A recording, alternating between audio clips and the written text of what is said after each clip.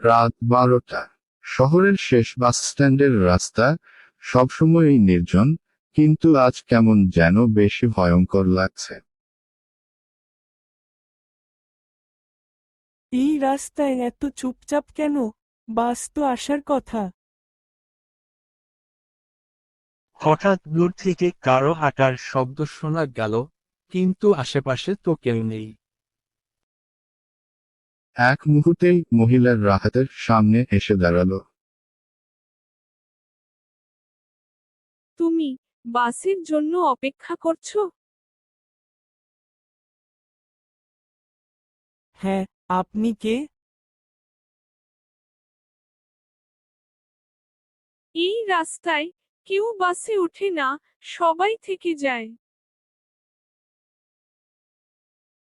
না।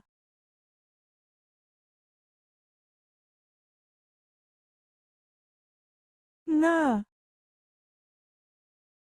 পরদিন সকালে লোকজন দেখে রাস্তাটা আগের মতোই ফাঁকা, শুধু একটা মোবাইল পড়ে আছে।